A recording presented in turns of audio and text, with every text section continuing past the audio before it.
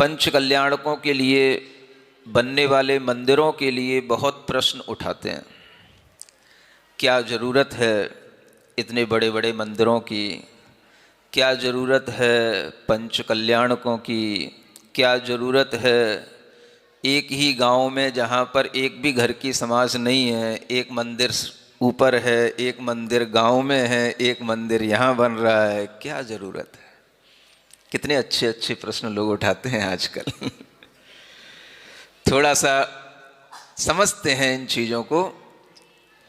जब हम शास्त्रों में पढ़ते हैं, चाहे हम पद्म पुराण पढ़ें, हरिवंश पुराण पढ़ें, तीर्थंकरों के समय पर जो नगरियाँ होती हैं, जो देश के अंदर कहीं पर भी वातावरण होता है, उस वातावरण में आचार्यों ने हर जगह पुराणों में लिखा है कि उस नगरी की, उस देश की अगर शोभा होती है, उस देश में सुख समृद्धि और मंगलता की वृद्धि होती है, तो वहीं होती है जहाँ पर पग पग पर जिनेंद्र भगवान के आलय होते हैं, जिन मंदिर होते हैं और जिन बिंबों की स्थापना रहती है। इस धरती पर जितना पाप बढ़ रहा है, उसके लिए उतना ही मंगल करना भी जरूरी है। यह मंगल अभी बहुत कम है, आपको ज़्यादा लग रहा है क्योंकि आपकी भावनाएं संकीर्ण हैं। जिस तरह का वर्णन आचार्य पुराणों में करते हैं, उस वर्णन को देख करके लगता है कि एक नगरी में एक ही जिनालय नहीं होता। जब कोई बाहर से गांव में प्रवेश करता है, नगर में प्रवेश करता है, तो उत्तुंग जिनालयों के शिखरों को देख करके समझ लेता है यह नगरी कितनी समृद्ध है, और उसी का वर्णन करते हुए आचार्य थकते नहीं हैं।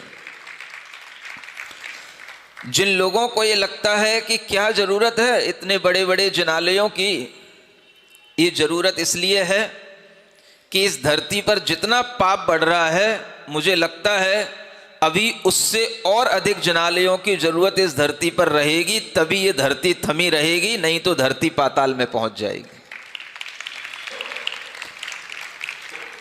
पाप की वृद्धि में कहीं कमी नहीं है, और पुण्य की वृद्धि बड़े पुरुषार्थ से होती है। पाप की वृद्धि में ताकत नहीं लगानी पड़ती, पुण्य की वृद्धि में सिर से चोटी तक की ताकत लगानी पड़ती है। अब जब हम ये देखते हैं कि इस धरती पर इतना मंगल था, तभी ये धरती समृद्ध थी।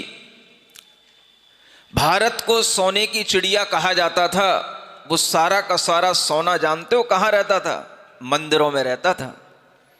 चाहे वो सोमनाथ का मंदिर हो जिसको महमूद गजनवी ने तोड़ा, और चाहे वो कोई भी और बड़े बड़े जिनालय हो तमिलनाडु और कर्नाटक के, जो अनेक अनेक धर्म विद्वेषियों ने भी तोड़े, उन सबके टूटने के बाद भी धर्म की अस्मिता पर कहीं कोई फर्क इसलिए नहीं आया क्योंकि जितना तोड़ा गया उससे ज्यादा लोगों ने खड़ा कर दिया।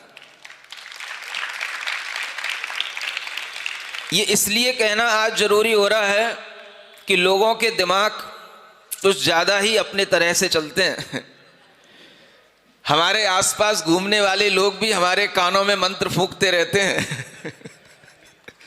हम भगवान के कानों में मंत्र फूंकते हैं, लोग हमारे कानों में मंत्र फूंकते रहते हैं।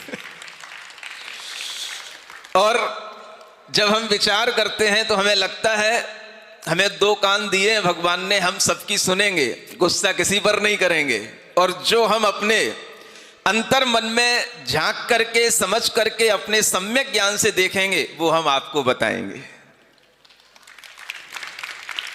इसलिए ये प्रसंग आज आपके सामने, ये प्रश्न आपके सामने रख रहा हूं, क्यों जरूरत है? आपको पता है, जब हम इस मथुरा में प्रवेश किए, आसपास घूमे, हमने मथुरा के वैभव की एक किताब पढ़ी, कितना विध्वंस किया वो महमूद गजनवी ने, और उन सब विध्वंस के माध्यम से जब हम देखते हैं कि वो तो केवल एक मथुरा की बात मैंने देखी, पूरे हिंदुस्तान के अंदर कितने बड़े बड़े मंदिर, चाहे हिंदुओं के हों चाहे जैनों के हों, वो सब मंदिर तोड़े गए और बड़ी बड़ी संपदाएं उन मंदिरों से निकाल करके वो हजारों हजारों ऊंटों पर लाद करके देश से बाहर ले गया। ये सब इतिहास। और उसके बाद भी ना हिंदुओं के मंदिर में ना कहीं जैनों के मंदिर में कहीं कोई कमी नहीं है। भगवान सबके साथ है और भगवान फिर वहीं पर खड़ा है जहां से उन आताताइयों ने उन भगवानों के ऊपर बड़े बड़े हथियार चलाए। आज भी जब हम देखते हैं तो वो गोपाचल की कहानी, वह बड़े बड़े उत्तुंग जिनालय आप देखने जाओ तो मुझे लगता है कि कहीं पर भी लोगों ने कमी नहीं छोड़ी। कंकाली टीला जिसे हम मथुरा का कहते हैं, ये भगवान सुपार्श्वनाथ की विहार भूमि रहा, जिसे देव निर्मित स्तूपों के माध्यम से जाना जाता था। आज वह मात्र कंकाली टीला के रूप में है। लोग मिटाते इसलिए हैं, जब जीव के अंदर पाप बढ़ता है, लोगों के अंदर पाप की भावनाएं बढ़ती हैं, तो धर्म पर प्रहार करते हैं। जब इस तरह का प्रहार होता है तो भी धर्म बचा रहता है, क्योंकि धर्म की स्थापना करने वालों ने पाप से ज्यादा पुण्य की वृद्धि इस धरती पर कर रखी है। ये सब पुण्य की वृद्धि के फल हैं। जब पुण्य के फल से जीव कमाता है तो उसके मन में यही भाव आता है, और ये भाव रखना भी चाहिए और ये भाव हर किसी को करना भी चाहिए कि अगर मेरी पुण्य संपदा का कहीं कोई उपयोग हो तो एक जिनालय इस धरती पर हम बना करके जाएं, जिससे कि हमारा धन अमर हो जाए। आज तुम गर्व से कहते हो जहां देखो तहां खोदते हैं जैन मूर्तियां मिलती हैं। अरे जब जैन मूर्तियां किसी ने बनाई होंगी, रक्षा करने के लिए किसी ने तलहटी में दबाई होंगी, तब तो जैन मूर्तियां मिलेंगी ना, अपने आप कहां से मिल जाएंगी। तो जैन मूर्तियों को बनाने की, जैन मूर्तियों को रक्षा करने की हर समय से यह एक बहुत ही समृद्ध परंपरा बनी रही है।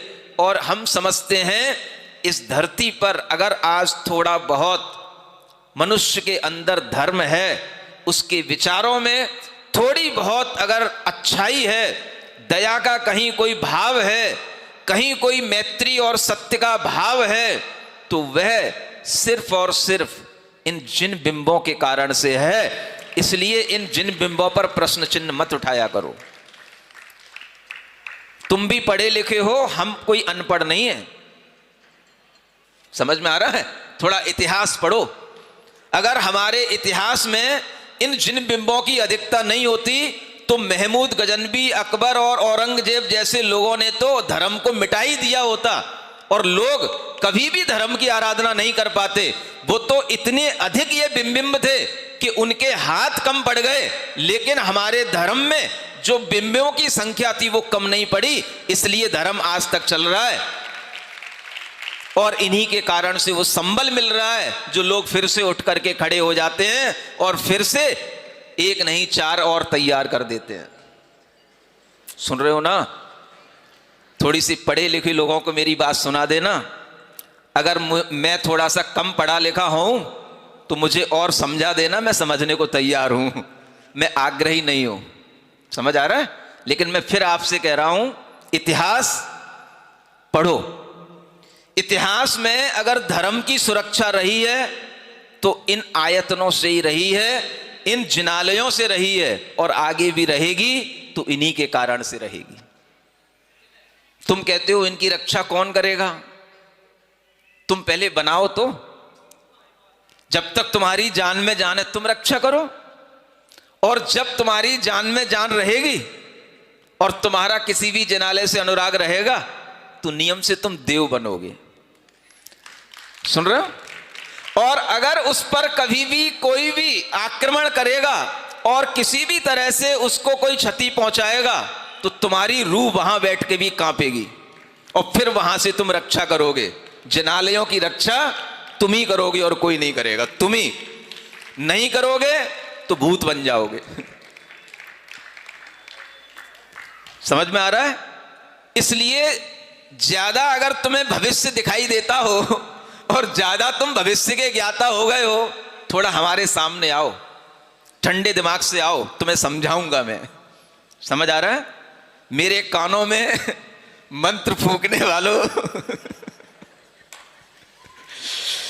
इन जिनालय और जिलबिंबों पर प्रश्न चिन्ह खड़े करने वालों, दिमाग को ठंडा रख करके सोचो। व्यक्ति को आज राष्ट्र की इतनी सुख समृद्धि मिली हुई है कि वो आज धर्म कर सकता है, इसलिए धर्म कार्य में अपना धन लगा रहा है। लेकिन आज बड़े बड़े स्कूल भी खुलते हैं, यूनिवर्सिटियां भी चल रही हैं, कॉलेजों की भी कमी नहीं है, सब तरह से शिक्षा में भी, स्वास्थ्य में भी धन का इन्वेस्टमेंट किया जा रहा है। लेकिन आपका एकमात्र गलत जो विचार है वो इन जिन बिंबों के सामने अगर आपको ये आता है कि समाज क्यों इतना कर रहा है, क्यों इस तरह से पैसा ज़्यादा खर्च किया जाता है, तो ये आप विचार अपने मन में थोड़ा सा ठंडे दिमाग से सोचेंगे तो आपको लगेगा कि संस्कृति की सुरक्षा के लिए और इस धरती की मंगलता के लिए ये कार्य भी आवश्यक है। इस पर प्रश्न चिन्ह खड़ा ना करें।